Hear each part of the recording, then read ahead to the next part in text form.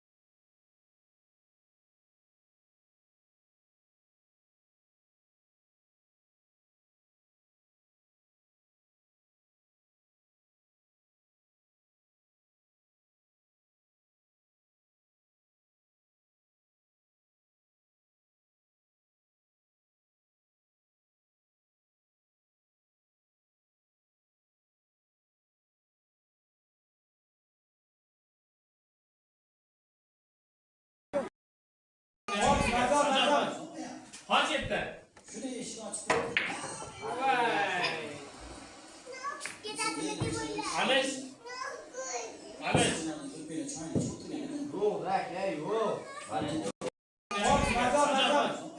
Hacetler.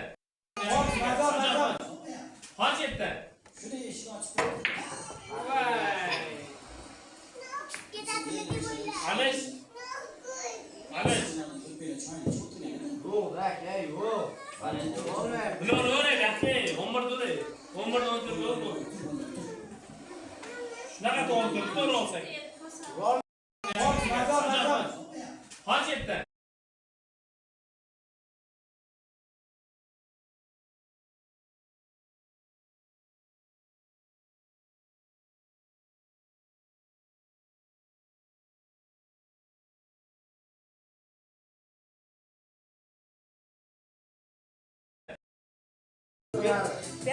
Yasmin oyna.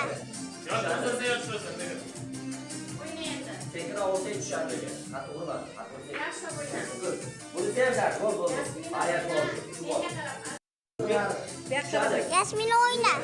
Yo, asosiy yo'q.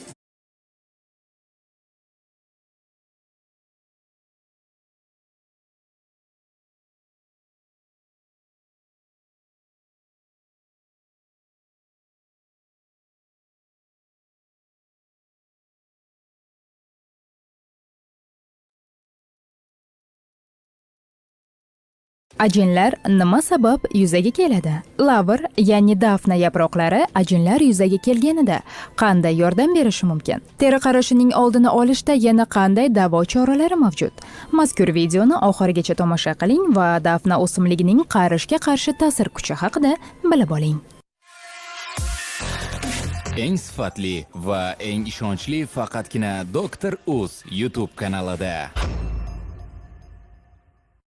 Yosh o'tgan sari terida kuzatiladigan o'zgarishlar organizmda kechuvchi o'zgarishlar kabi muqarrardir. Biroq teridagi muammolar bir oz ertaroq namoyon bo'ladi. O'z o'rnida savol tug'iladi. Ajinlar nima sabab yuzaga keladi? Ajin Haloyiqqa g'amxo'rlik ko'rsatib turadi, hammani ishini tadbir qilib turadi. Bir o'ylab ko'ringlar. Masalan, hozirgi o'ylab topilgan kompyuterlarni eng tez ishlaydigan, eng oxirgi turi bilmayman, 4 yil burun Xitoyda ishga tushdi deganida 1 sekundda 12 milliard operatsiyani bajara olar ekan. 1-2 deganingizda 12 milliard funksiyani bajara olar ekan. Shunaqa tez. Nechta balig'i bor? 12 milliarddan ko'p-a? Ana shularda har bittasini dumini u yoqqa qimillatganini ham Alloh bilib turadi, bu yoqqa qimillatganini ham bilib turadi. Bir kunda necha marta qimillatadi? Daraxtlarning barglari biroz sanab yeta oladimi? Har bitta barg shamal shabadada 10 ga chopga xilpiraganini Alloh taolo idora qilib turadi. 12 milliard hech narsa emas, birodarlar.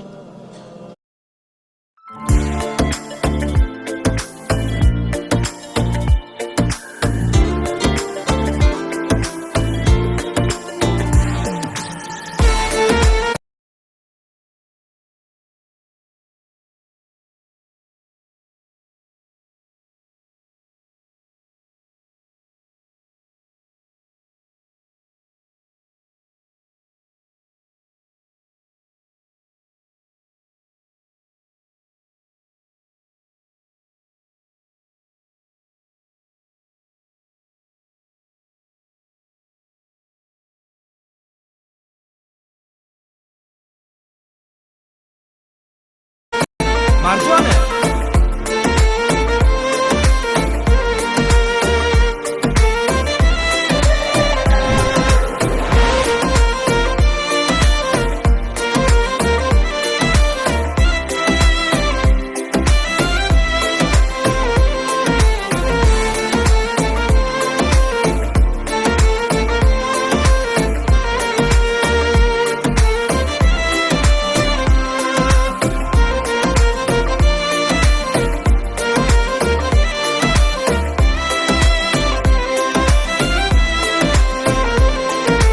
Ben sanadım örgendim, sana yüreğim verdim, seni de dünyaya geldim, hayatımı terk etme. Ben sanadım örgendim, sana yüreğim verdim, seni de bu dünyaya geldim, hayatımı terk etme. Yalnız Shunchalik shon shuhrati baland, hamma taniydigan olimda hokimi chiqib kutib olgan bo'lardi. Ammo ulamolar shundayki, yamshuna fil ardi, yer ko'rasida shunday yuradi. Idza khatabahumul jahilun, jahillar xitob qilsa qalu salama, salomat bo'lsin deydi. Shunchalik bir tavozulik bilan yuradi. Olim kishilarning sifatlari shu. Ya'ni indamay shu joyda bir darslar o'taman deb turib, shom yoriga keladi. Hech kim bilmaydi. Agar aytdik hokimi bilganida edi, kutib olgan bo'lardi o'zi dedik. Kechga taraf bir masjidga keladi, masjidni taqirlatadi. Masjid qarag'uli chiqib, yo'q, hozir masjidni ochmaymiz, bomdodda bir ochamiz masjidni. Hozir tun. Azonda kirasiz, bomdodda kirasiz deydi. Imom Ahmad ana shu yerda kutib o'tirsa, bir shamol bo'lib, sovuq bo'lib, yana sovuq qaltirab, sovuq qatib, eshikni yana majbur taqirlatishlik.